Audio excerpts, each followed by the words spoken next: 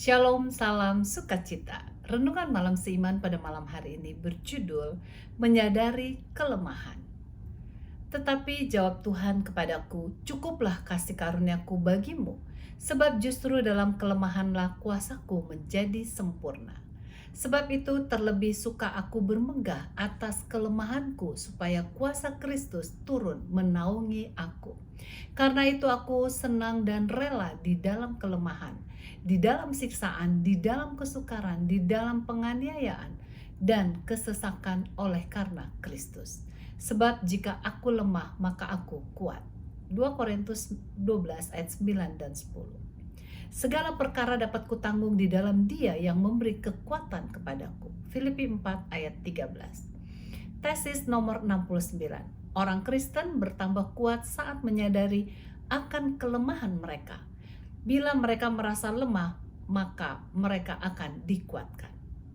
Penulis teringat kepada ayah kandung sendiri yang setelah 40 tahun lebih merokok dan selalu gagal untuk berhenti. Namun akhirnya beliau dapat berhenti menolak merokok dan dibaptiskan. Saat ditanya bagaimana akhirnya dapat berhenti, beliau menjawab, hanya dengan kuasa Tuhan.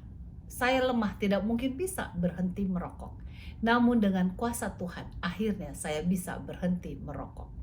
Prinsip dalam berhenti merokok atau berhenti meminum minuman keras adalah sama dengan prinsip dalam mengalahkan dosa. Setiap orang harus menyadari bahwa ia lemah dan membutuhkan kuasa Tuhan. Bila seorang mengakui saya seorang berdosa dan menyadari bagaimana lemahnya kita setiap hari dan hanya harus bergantung kepada kasih karunia Tuhan, maka kita akan dikuatkan. Itulah sebabnya Rasul Paulus mengatakan dalam 2 Korintus 12 ayat 10, sebab jika aku lemah maka aku kuat. Nyonya White menuliskan dalam buku The Desire of Ages halaman 493, bila kita menyadari akan kelemahan kita, maka kita akan belajar bergantung kepada kuasa Tuhan dan bukan kepada kuasa diri sendiri.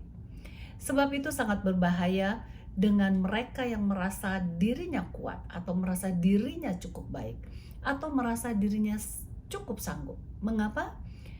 Karena mereka akan merasa dirinya sudah cukup kuat akan dan tidak merasakan kebutuhannya untuk bergantung kepada juru selamat.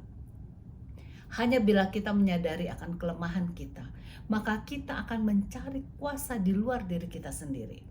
Testimonies volume 5 nomor 70 mengatakan, kekuatan terbesar akan kita peroleh bila kita merasa sadar dan mengakui akan keadaan kita yang lemah. Apakah Anda merasa kuat? Anda hanya dapat merasa kuat bila Anda mendapatkan kekuatan di dalam Yesus. Apakah Anda merasa diri lemah? Jangan khawatir, sebab ada kabar baik. Anda dapat memperoleh kekuatan di dalam Yesus.